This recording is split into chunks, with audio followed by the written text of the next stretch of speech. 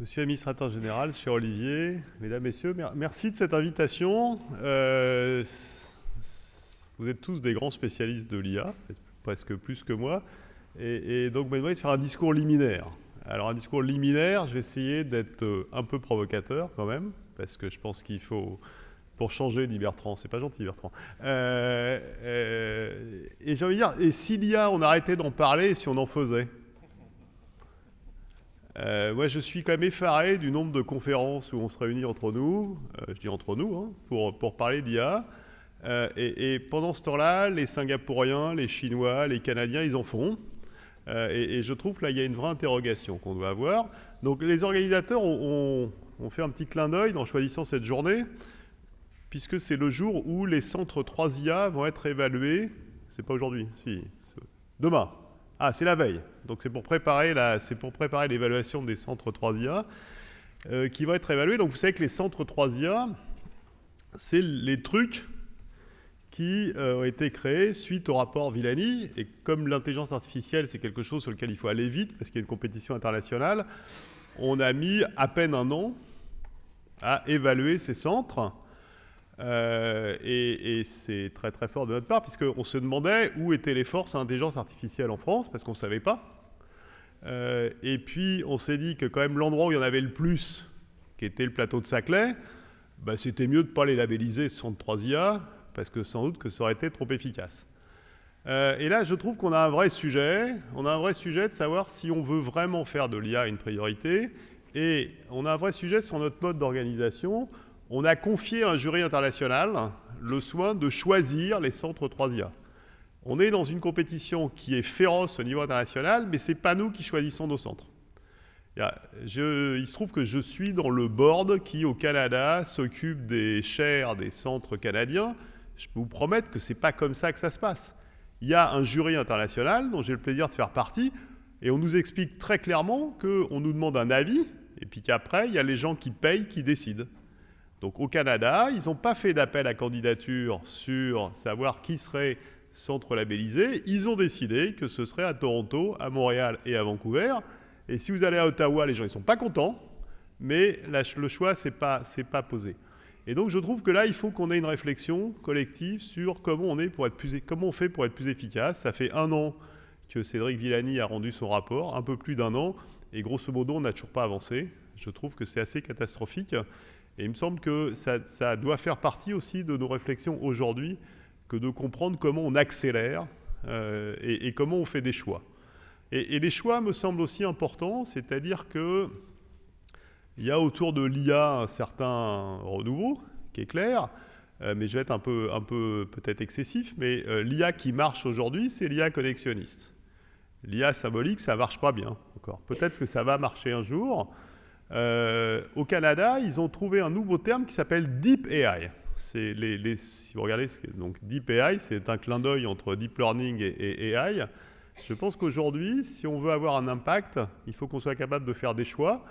Est-ce qu'il faut faire le même choix que les autres qui fonctionnent? Je ne sais pas. Est-ce qu'il faut en faire des choix de trucs qui ne fonctionnent pas bien encore? Ça serait un peu curieux. Mais ce qui me semble important, c'est qu'on fasse ces choix et qu'on comprenne pourquoi on les fait.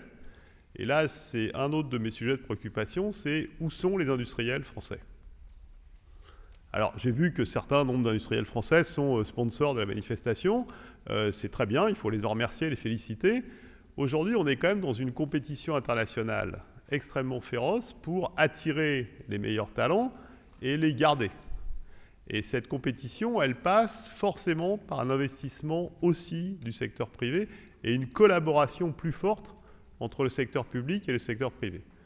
Je reprends l'exemple du Canada parce que je le trouve intéressant. Ils en sont on a sélectionné, on a proposé, disons, au gouvernement canadien, de sélectionner 50 chaires. 50 chaires, c'est quoi une chaire? Ça veut dire que vous avez un bonus individuel, annuel, de 50 000 à 100 000 $ canadiens selon votre niveau de seniorité. Pour avoir l'équivalent en euros, vous faites 2 tiers. D'accord ? Et en plus, bien sûr, vous avez un package qui va vous permettre de recruter des doctorants, des ingénieurs, des postdocs. D'accord ? Et en plus, la plupart des chaires ont ce qui s'appelle une double position, c'est-à-dire passent 1 jour, 2 jours, 3 jours par semaine dans une boîte privée. Les boîtes privées étant celles que vous connaissez, Facebook, Microsoft, Apple, Amazon, Element AI, heureusement parce qu'on est au Canada. Et c'est ça qui crée la dynamique. C'est-à-dire, c'est des conditions qui sont extrêmement attractives pour les chercheurs et les chercheuses. Et 2, c'est un lien avec le secteur socio-économique qui est absolument fort.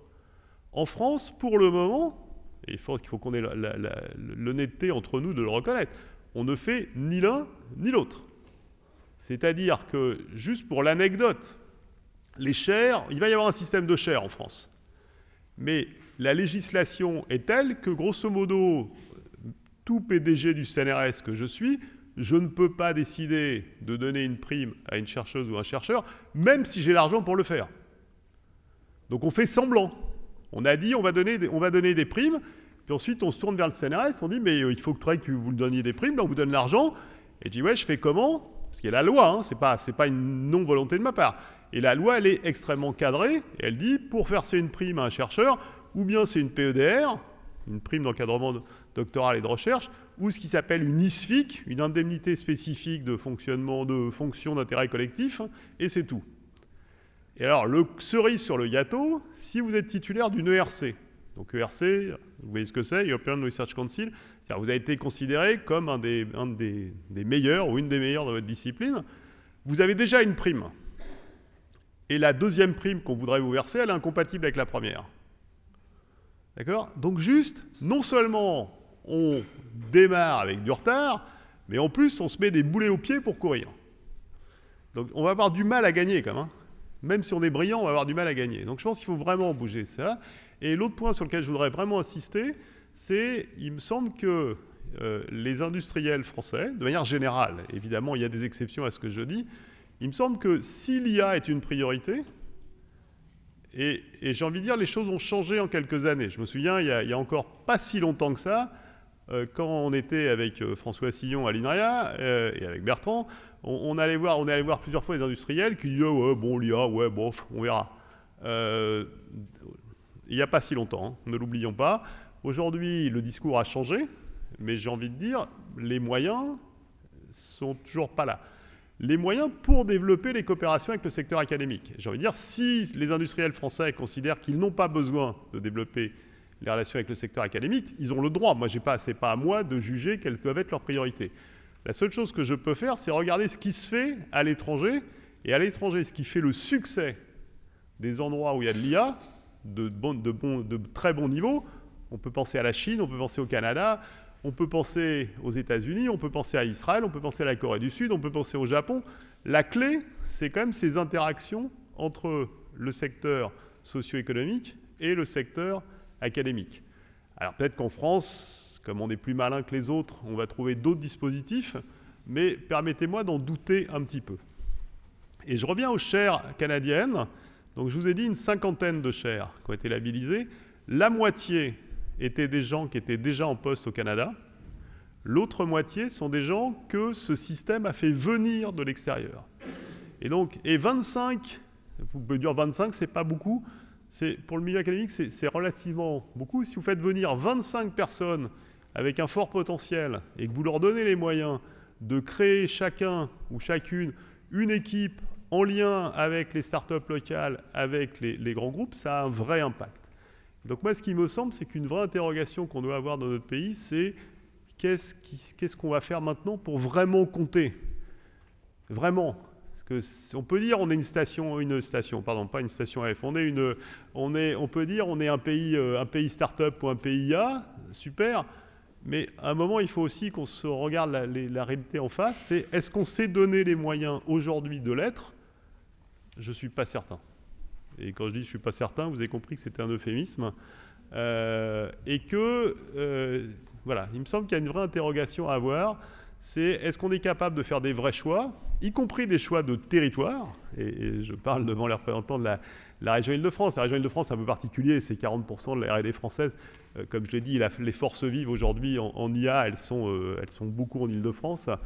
Mais méfions-nous de ne pas être dans une logique, et là je parle de façon collective, vous savez que le CNRS est présent dans toutes les régions, et aujourd'hui il y a une tendance qui est en train de voir le jour, qui est un peu curieuse, c'est on se dit, bon, ben, il va y avoir les centres 3IA labellisés, peut-être par l'État, à Nice, à Toulouse, à Grenoble et à Paris.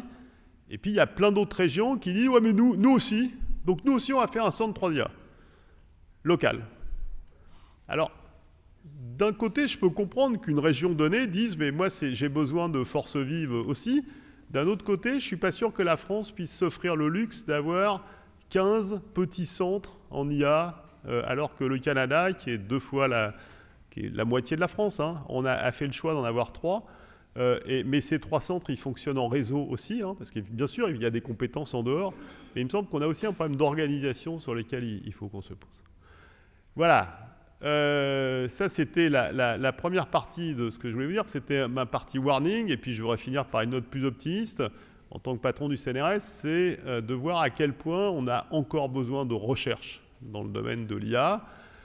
Et ce qui n'est pas une évidence absolue. Je me souviens, il y a quelques années, on était allé, toujours avec François, on était allé voir les gens de Valeo, en leur disant, mais finalement, on parle tellement du véhicule autonome, est-ce qu'on a besoin, est-ce que vous avez besoin, vous, Valeo, de la recherche académique, ou est-ce que finalement, vous êtes à un niveau de TRL qui est tel que vous allez finir les produits, vous avez plus...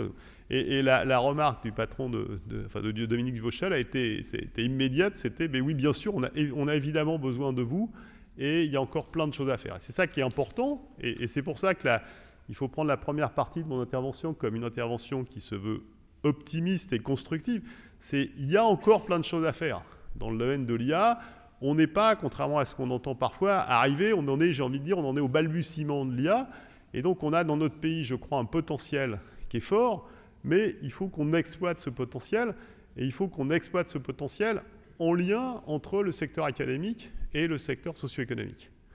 Et c'est pour ça que c'est très bien de parler d'éthique, et j'ai déjà eu l'occasion de sortir cette phrase, y compris quand Villani a fait son rapport. Faisons quand même attention à ne pas être le pays ou le continent de l'éthique, pendant que les Chinois et les Américains soient les continents du business. D'accord ? Faisons attention à ça. Et encore une fois, l'éthique est un truc essentiel. Mais faisons attention parce que, vous savez, c'est bien qu'on se connaît en France, d'accord ? On aime la rhétorique, on aime la discussion, et c'est pas Olivier qui me contredira. Donc c'est très bien qu'on discute d'éthique, ce sont des éléments essentiels, mais faisons attention à ne pas discuter que de ça. Et en ce qui concerne la recherche, ce que moi je trouve fascinant dans l'IA d'aujourd'hui, c'est qu'on a besoin à la fois de recherche en sciences dites dures. Il y a encore plein de choses à faire dans le domaine des mathématiques et de l'informatique. D'un point de vue théorique, il y a par exemple à comprendre pourquoi le machine learning ça marche, parce que quand même fondamentalement on ne comprend pas pourquoi ça marche. Il y a aussi à être capable de traiter toutes les données incertaines, floues, incomplètes qui vont voir le jour. On a aussi besoin probablement de comprendre comment on va désapprendre. C'est-à-dire qu'aujourd'hui, si vous avez un algorithme, si vous avez une machine qui a appris sur un jeu de données qui est partiellement faux, on ne sait pas lui faire réapprendre sans repartir de zéro. Vous pouvez éteindre la machine, c'est symbolique, vous la rallumez, vous faites apprendre avec un nouveau jeu de données juste. Nous, c'est pas comme ça qu'on fait. Si à un moment on dit il y a une partie de ce que je sais qui était en fait basée sur des trucs faux, on est capable de s'adapter. Aujourd'hui, on est incapable de le faire. Et si on veut avoir une intelligence artificielle qui soit vraiment efficace, il faut qu'on soit capable de faire ça aussi. Donc il y a énormément de choses à faire en sciences dures. Il y a aussi quelque chose qui est fascinant, on dit souvent que le numérique envahit le monde. Hein, c'est une phrase de Berry, le monde devient numérique, vous n'êtes pas d'hier. Et c'est vrai que l'IA impacte la société en général. Ce qui est assez fabuleux aussi, c'est de voir à quel point l'IA impacte les autres sciences, y compris les autres sciences dures. Et il y a par exemple des projets, juste un exemple, des projets tout à fait fascinants en chimie, qui n'est pas forcément la chose auquel on pense le plus quand on pense à l'intelligence artificielle. J'espère qu'il n'y a pas de chimistes dans la salle, parce que ce que je vais dire est sûrement un peu caricatural, mais grosso modo, avant, les chimistes, ils essayaient des nouveaux matériaux, ils essayaient des nouvelles molécules, et puis ils regardaient quelle propriété ça avait, et ça ressemblait un peu à de la cuisine. Et aujourd'hui, ce qu'ils se disent, c'est qu'ils vont être capables de dire, voilà les propriétés que j'aimerais avoir de mon matériau ou de ma molécule, Et avec des techniques, là encore, de machine learning, en regardant tout ce que font toutes les propriétés des matériaux ou molécules existants, capable, d'une certaine façon, de deviner quelles vont être les données, les matériaux, les molécules qu'on peut inventer. Un autre exemple, c'est l'astronomie, où l'astronomie, ils sont absolument spécialistes Enfin, spécialistes. C'est des gens qui sont parmi les plus gros producteurs de données, puisque là, il y a un projet qui est, pas tout de suite, mais un projet qui s'appelle SKA, dont vous avez peut-être entendu parler, qui est Square Kilometer Array. L'idée, c'est de faire une grande antenne d'1 kilomètre sur 1 kilomètre. Alors, c'est pas sûr que ça se fasse complètement, parce que ça vaut la bagatelle de quelques dizaines, enfin, pas quelques, une petite dizaine de milliards d'euros, donc une bagatelle. Mais c'est un projet international, hein, je vous rassure. Et si ça se fait, ça produira chaque jour, en termes de données, le contenu du web aujourd'hui. Donc, forcément, il y aura des besoins d'IA. Donc ça, c'est un des trucs qui est absolument fabuleux sur l'IA. Puisque je parle d'astronomie, et pour ceux d'entre vous qui sont fans, je sais qu'il y en a, il va y avoir une annonce formidable aujourd'hui. Il y a eu déjà des bruits, là, je vais vous le dire en scoop, c'est on va voir la première photo d'un trou noir. Alors, vous allez me dire comment on fait pour voir la photo d'un trou noir. C'est pas l'objet de l'exposé aujourd'hui. Vous irez regarder, mais c'est assez fabuleux comme recherche. Je pense que si je reviens aux recherches, je pense qu'au-delà de tout ce que j'ai raconté sur les données, il y a un besoin extrêmement fort, et ça va faire le lien avec les sciences humaines et sociales, de toutes les questions de vérification, de validation, de spécification. Je crois que c'est absolument essentiel. Si on veut avoir une IA qui est explicable, si on veut avoir une IA qui est comprise par les gens, qui est acceptée par les gens, on va avoir besoin, bien sûr, de techniques mathématiques pour être capable, d'une certaine façon, de prouver les algorithmes, mais on a aussi besoin de relations avec les sciences humaines et sociales. Parce que le fait de savoir pourquoi certains algorithmes sont acceptés par les gens et pourquoi d'autres ne le sont pas, est quand même quelque chose qui est un peu curieux, si vous y réfléchissez. Chacun d'entre vous, aujourd'hui, ou d'entre nous, prend régulièrement l'avion. Et dans un avion, aujourd'hui, le pilote ne sert plus à rien. Il y a un algorithme, il y a un logiciel qui fait fonctionner l'avion mieux que le pilote. Et pourtant, vous ne vous êtes jamais posé la question de savoir est-ce que vraiment quelqu'un a vraiment vérifié ça de façon sérieuse. Donc la réponse est oui, je vous rassure. Et à l'inverse, si je prends l'algorithme Parcoursup, au hasard, qui est quand même le truc dont nous rabat les oreilles à peu près tous les jours, ou presque, qui est d'une simplicité, mais alors enfantine, par rapport... Là, les gens disent ça va pas. On ne sait pas ce qui va pas d'ailleurs, hein, mais ça va pas. Et c'est intéressant parce que finalement, qu'est-ce qui va réussir à convaincre les gens que cet algorithme, il est juste ou pas? C'est une vraie question. Et donc, vous voyez qu'on a besoin de recherches qui mêlent vraiment les sciences dures et les sciences humaines et sociales pour essayer, de comprendre pourquoi certaines choses ont besoin d'explications de la part des utilisateurs ou pas, pourquoi d'autres gens n'ont pas besoin. Sur Parcoursup, entre parenthèses, la vraie question qu'on ne se pose jamais, qui est pourtant essentielle pour tous les gens qui font des algorithmes, c'est quoi la spécification? C'est-à-dire qu'il n'y a pas assez de place pour tout le monde. C'est physique, d'accord? Si dans l'amphi ici, vous voulez accueillir 5000 personnes, même si le CNAM est évidemment... bon, vous ne pouvez pas, donc il faut en choisir. Et après, le fait de savoir ce que vous choisissez, ça, ce n'est pas le problème de l'algorithme. L'algorithme, il fera ce que vous lui avez dit de choisir. Vous pouvez privilégier la catégorie sociale des parents, vous pouvez privilégier la mention au bac, vous pouvez privilégier l'éloignement du domicile, vous pouvez privilégier ce que vous voulez, mais c'est ça la vraie question, et on ne se la pose pas. Et ça, je trouve que c'est quelque chose qui est assez fascinant avec l'intelligence artificielle, c'est que ça nous oblige d'une certaine façon à nous poser les vraies questions. L'exemple jouet de la voiture autonome, doit-elle choisir d'écraser la vieille dame ou le petit enfant? La vraie question, c'est qu'est-ce que vous feriez, vous, dans une pareille situation? Je ne sais pas, chacun d'entre vous peut répondre. Et après, la machine, elle fera ce qu'elle a dit de faire. Et donc cet aspect d'obliger les gens à réfléchir aux spécifications des problèmes, c'est finalement quelles sont les propriétés que vous voudriez voir l'intelligence artificielle avoir, Ce n'est pas la méchante intelligence artificielle qui va décider toute seule, c'est, dans la plupart des cas, vous qui allez décider quelles sont vos priorités.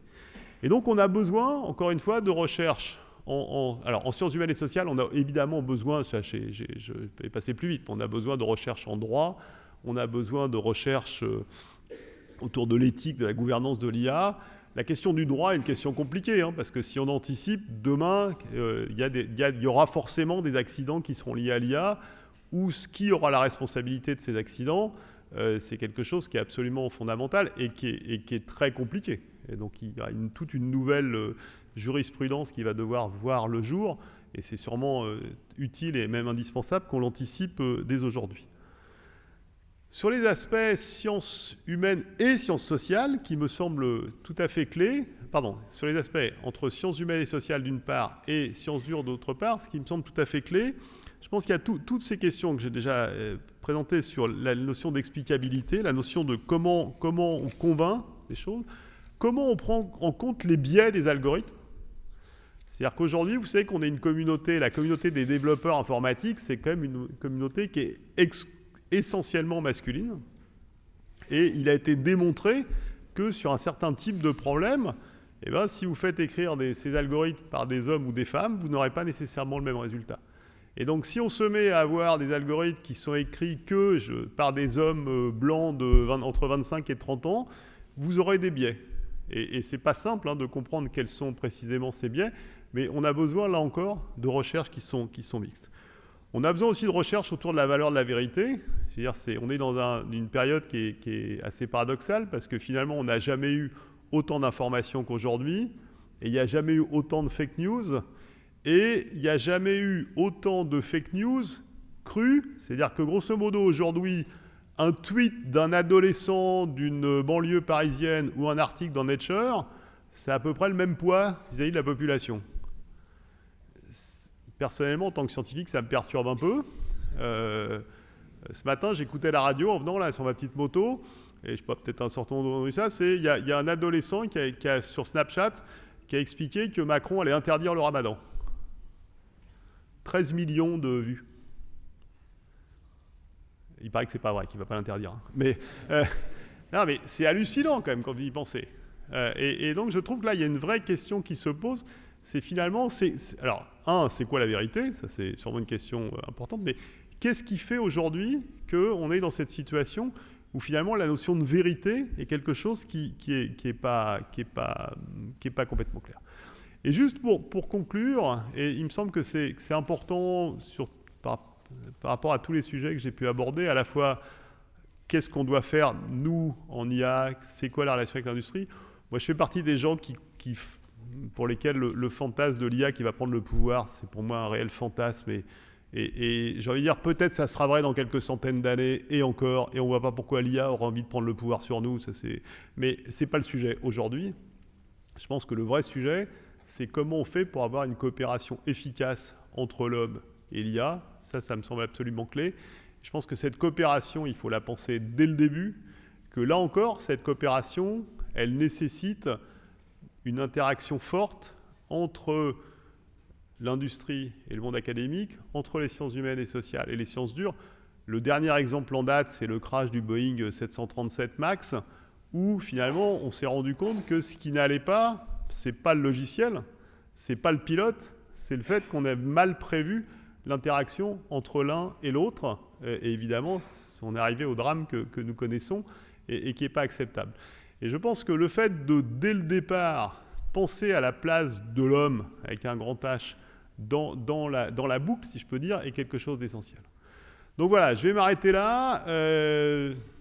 J'espère que ce propos liminaire jouera son rôle, c'est-à-dire qu'il aiguillonnera un certain nombre de vos débats.